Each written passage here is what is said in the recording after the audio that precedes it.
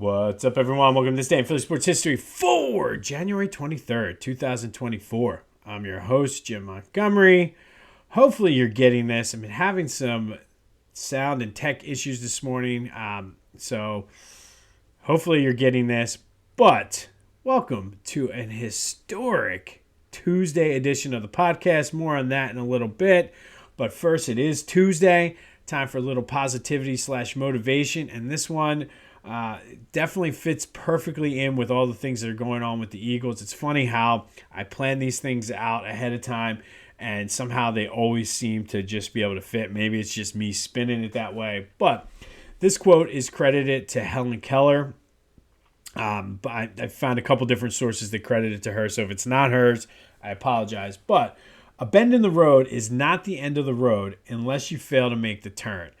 And I think that is exactly what's going on with the Eagles right now. Obviously, they were taking a path this year, came to that bend, and it didn't go the way they wanted to. So now they're pivoting and going forward. And how that turns out, I don't know. But I think it's very appropriate for what's happening with the team. But I think it's a good life lesson, a good thing to do, just to have in the back of your head. I've talked a couple months ago about always forward, never straight. Guy I listen to, Dave Sharapan, says that all the time. And it couldn't be truer. And this ties right in with that. You come to that bend, and then you have a decision to make. And a lot of people just give up and continue, like, that's it. Can't do it. Instead of taking that bend and seeing where it leads to. And, I mean, I take your pick for me. I mean, whether it's my personal life, relationship with my wife, the kids, relationships with family, friends, there's always something that makes you kind of have to pivot, and you things don't work out the way you want them to. Work-wise, it's the same way. Even with this podcast, where I started compared to where I am now, I've had to pivot multiple times, and now here I am, and it's still on the journey. So I think it's a very appropriate for what's happening with the Sixers.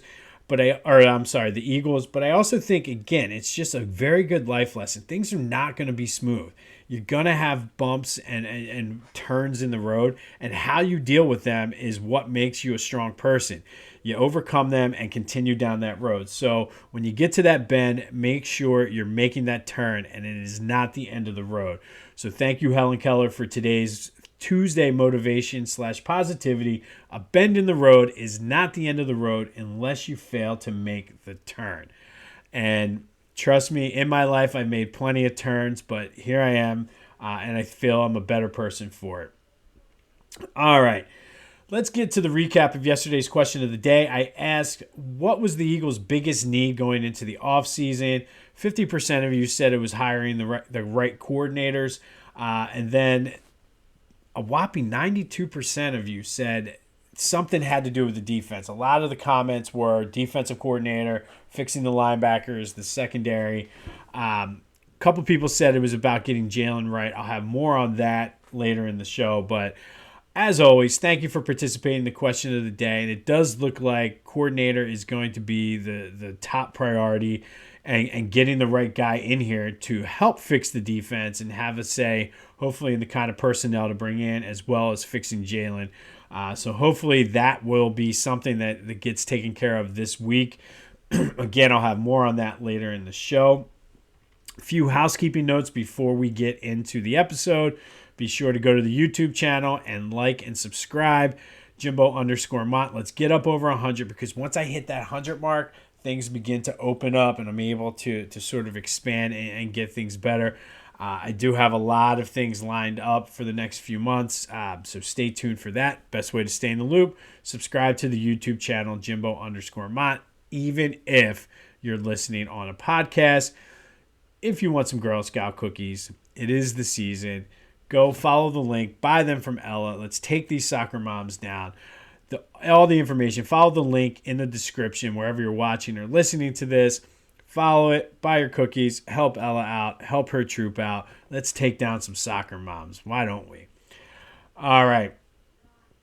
Well, Joe had himself a night last night, and it was a historic night. 133 to 123, they beat the Spurs. Joe basically showed Wembanyama how it's done, scoring 70 points. Yes, that you heard me correct. 70 points, 18 rebounds, and 5 assists.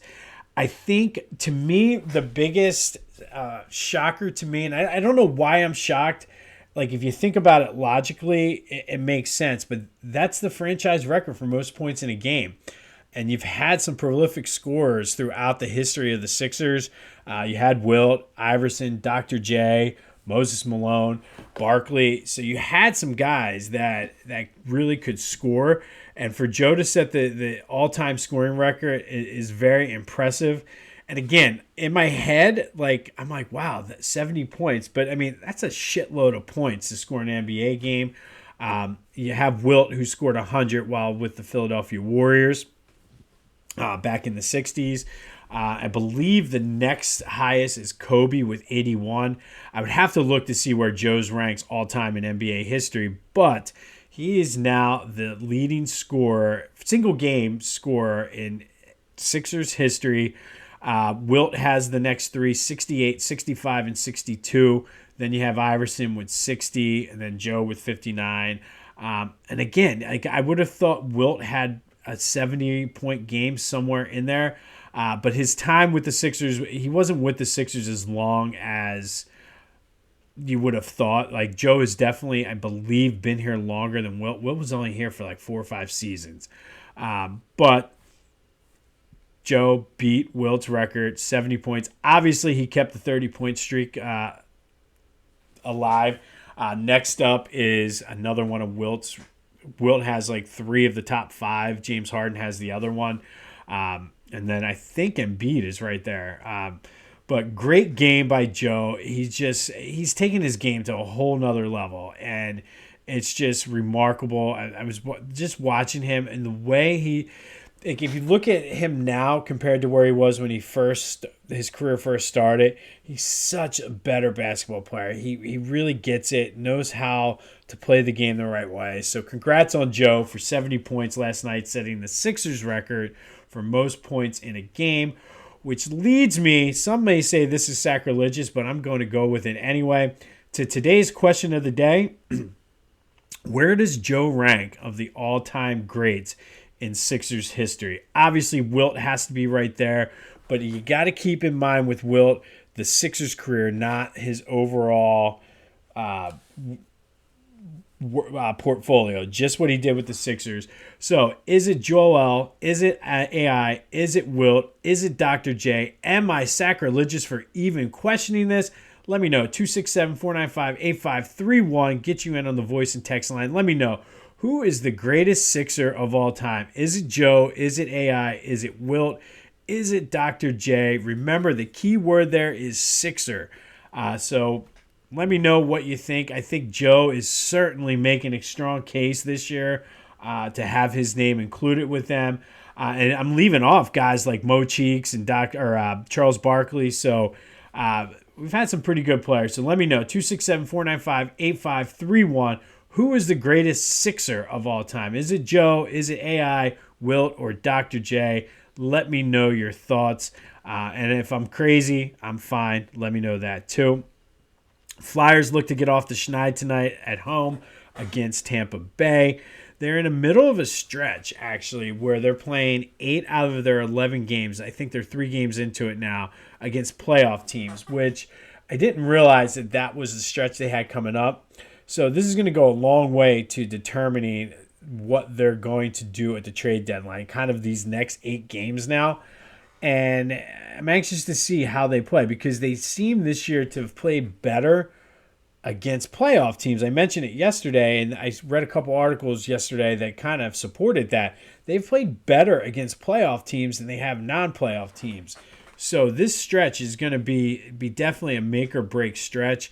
I did read a couple people, Flyers beat writers and Flyers, podcast people, who said that if you just said out of the stretch of Ottawa, Dallas, and Colorado, if you said the Flyers have been 1-2 and they beat and they lost to both the Stars and the Avalanche, you'd have been all right with that. But the fact that they blew out Dallas and then lost a game against Colorado, that they just played badly and then had a letdown against Ottawa. It makes it look kind of different. So it's interesting, just perspective on that. But I mean, we did that with the Eagles too. Like, oh, if you'd have told me after 11 games, well, but hopefully they're getting off the schneid tonight against the Lightning. All right, lots of Eagles news today, and I guess let's start with the defensive coordinator. We knew that Desai was fired. Matt Patricia was on, a 1-year contract, so his contract is not going to be renewed.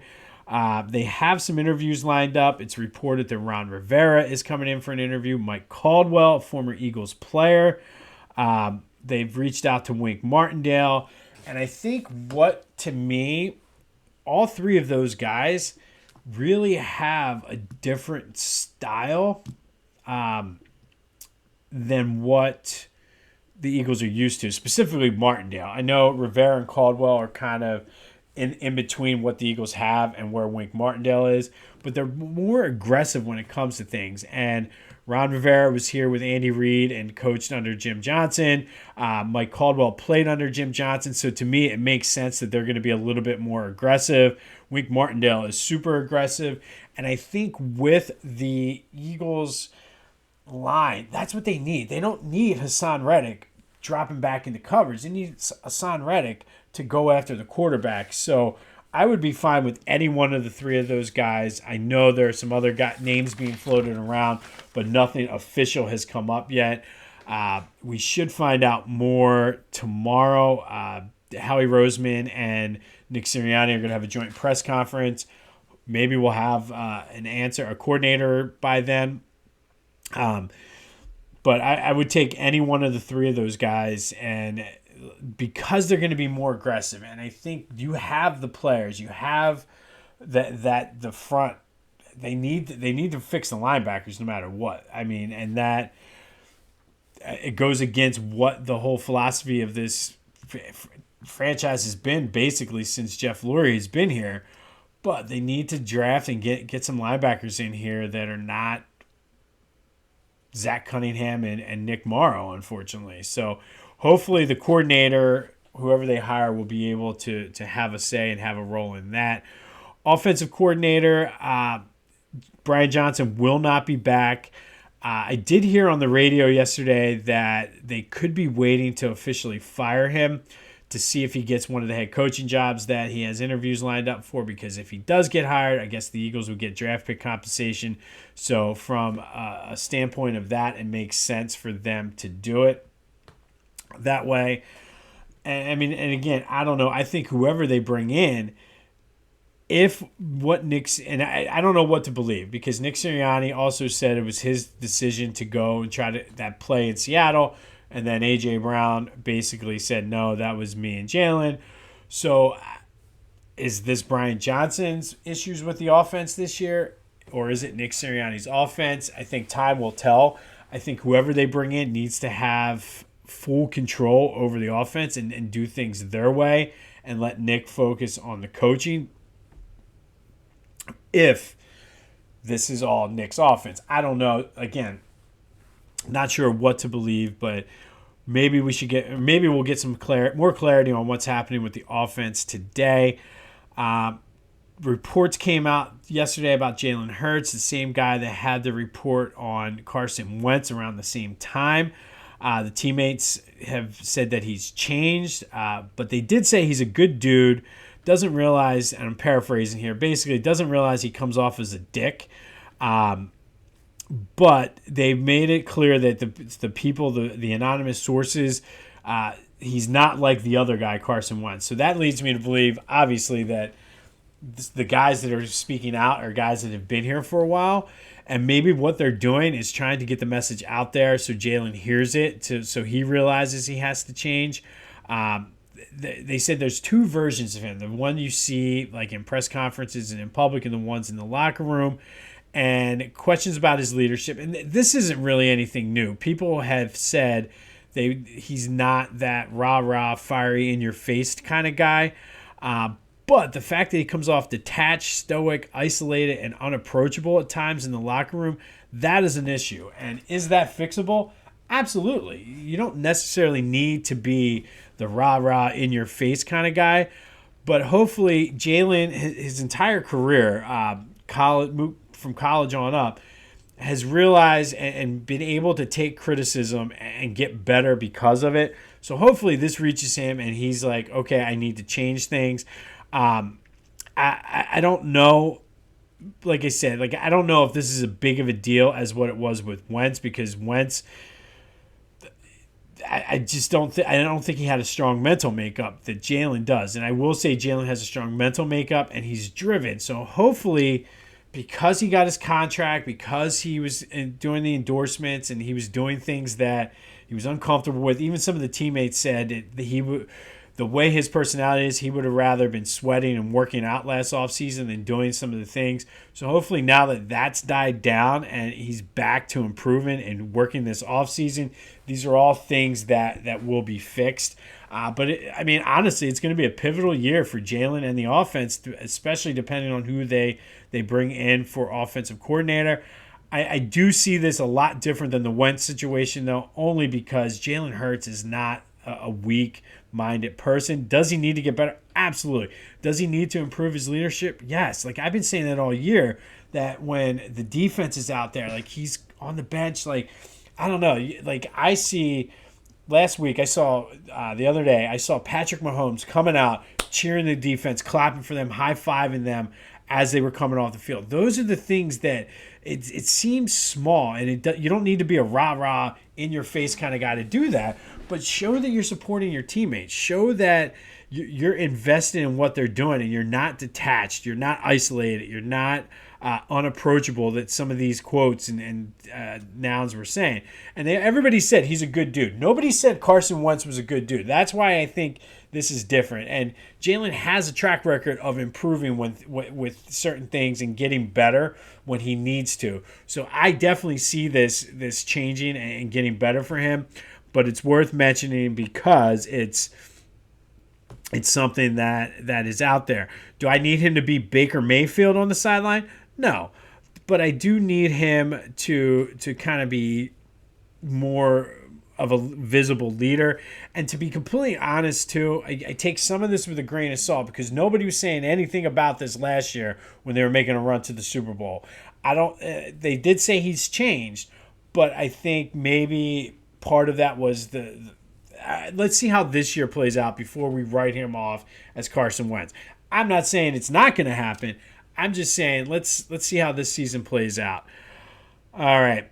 Speaking of how a season's going to play out, you got to believe in the Phillies this year. And after last night's performance with Joe, you got to believe in the Sixers.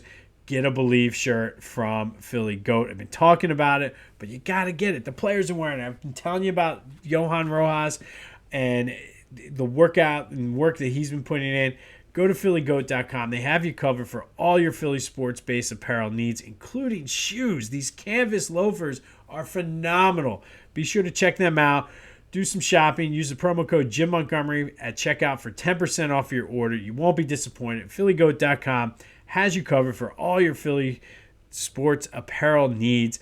Go check them out and use the promo code Jim Montgomery for 10% off of your order. All right, today we're going to go back to 2005, and on January 23rd, 2005, for the fourth time in 4 years, the Eagles were playing in the NFC Championship game, third time in a row at home. This game I vividly remember. It was the day after a blizzard. I wasn't even sure if I was going to be able to get home. I was living in King of Prussia at the time. I was working in Souderton. Wasn't sure how I was going to get home. There was probably about 10 or 11 inches of snow on the turnpike. I was driving a 2003 Chevy Cavalier. Somehow made it home. Those things are beast. I did get stuck in my driveway. Got a little cocky and pulled into the driveway before I shoveled. Was able to shovel out. Did get down to the game in time. But it was 17 degrees in kickoff with wind gusts up to 30 miles per hour. I remember after the game opening up beers and them instantly freezing as soon as the air hit it, sitting in the stands having like the from the wind blowing, the foam on your beer was freezing, like almost like a surf wave. It was cold. Michael Vick and the Falcons that day, though, they had no shot. There was no way the Eagles were going to lose that game. T.O. was still out. but there was no way that Eagles team was going to lose that NFC Championship game. I don't care who they were playing, who was the quarterback. No chance they were going to lose. The Eagles did lead 14-10 at halftime. It was close.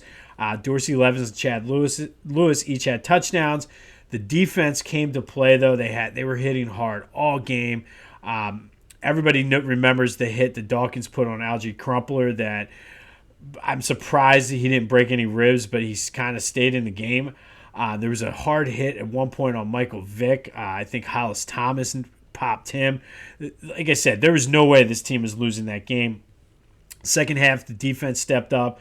It was all defense. The Eagles added 2 field goals and another Chad Lewis touchdown in the end zone, which he broke his foot on, unfortunately. He could not play in the Super Bowl. I don't know if that made a difference in that Super Bowl, but it definitely opened up the door for L.J. Smith to start playing. But McNabb, even in the win, had 180 yards, 2 touchdowns. Ryan Westbrook ran for 96 yards. Defense sacked Michael Vick 4 times, forced an interception, but more importantly, held him to 26 yards rushing. And like I said, man, it was just great to finally get over that hump. I've been in the stands now for 3 NFC Championship wins, and I still think of all of them, this was the favorite one because it finally was the one that got over the hump. I mean, the one with Nick Foles was fun. Obviously, the one last year was fun too. But this one, because it got over the hump, and honestly, the backstory makes it even better. The fact that there was a blizzard, I had to drive home the turnpike in the snow. While I was cleaning off my car after work that day, I locked my keys in my car while it was running. So I had to wait for the cops to come to Jimmy. And, of course, they're like, you got to be effing kidding me. Like, we got accidents all over the place, and you're a knucklehead to lock your keys in your car running. But it didn't matter. Nothing was keeping me from that game. And like I said, there was no way the Eagles were going to lose that game. So on this day, back in 2005, the Eagles finally got over the hump, beating the Falcons 27-10 in the NFC Championship game behind a strong defensive effort. They kept him in check. It was cold. The Falcons wanted no parts of that. The defense came hitting. I mean, Dawkins throwing down the pylon, getting on the stage and saying hallelujah. I'll never forget. They always say you never forget your first time. That hands down the best NFC Championship game experience of my life. The other 2 were great too. Don't get me wrong, but you never forget your first one. On this day back in 2005, the Eagles beat the Falcons 27-10 to move on to face the Patriots in Super Bowl XXXIX. We all know how that worked out, but let's enjoy the high. As they played over the loudspeaker that day, Van Halen standing on top of the world. We were standing on top of the world for a little while. All right, finally today, the free agent who had a fresh start in Philly. We're going to go to hockey and talk a little Tim Kerr. And Tim Kerr was an interesting case. He signed as an undrafted free agent in 1980 and started off slow. Had missed most of the 82-83 season with a broken leg and some other leg injuries. But 83-84 was his breakout season. It started a string of 4 consecutive 50-goal seasons, including the 85-86, where he set the NHL record, which he still holds, for most power play goals in a season, 34. And in the season before, in 1985, in a playoff game against the Rangers, he scored 4 goals within 8 minutes, 16 seconds of each other in the second period, which is just insane. Still tied for the NHL record for that. Unfortunately, after that 50 goals season stretch, injuries began to mount up. He did have 48 goals.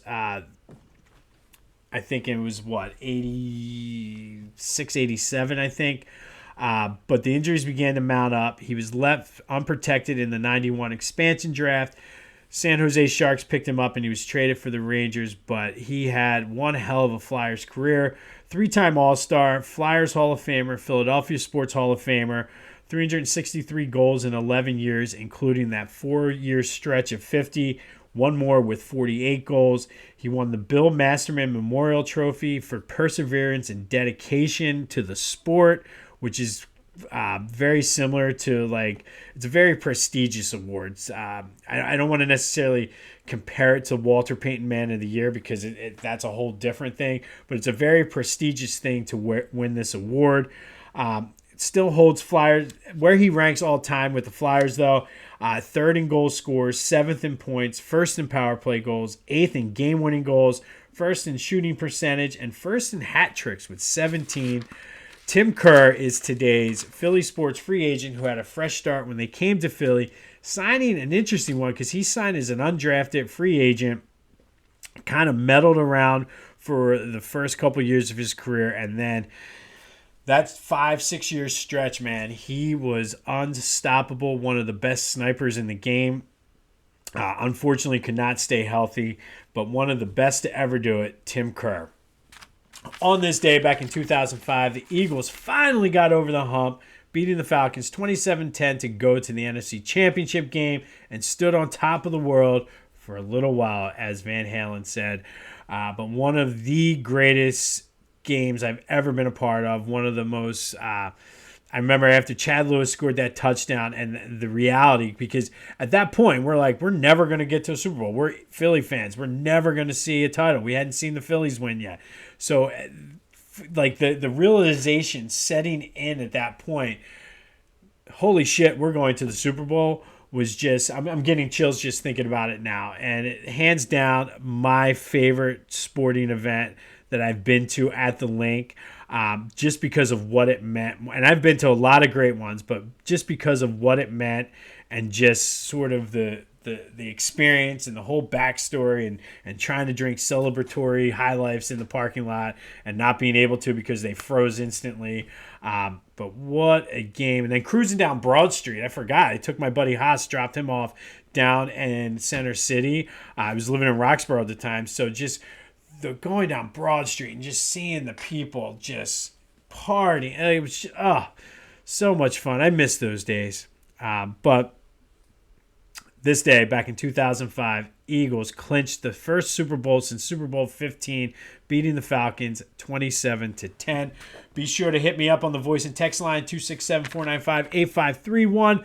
Let me know who's the greatest Sixer ever. Is it Joe, AI, Wilt, or Dr. J? Lots of tough choices. I'm anxious to see where you're going to go with this. Be sure to hook Ella up and buy your Girl Scout cookies. Like and subscribe to the YouTube channel, Jimbo_Mont. Remember, a bend in the road is not the end of the road unless you fail to make the turn.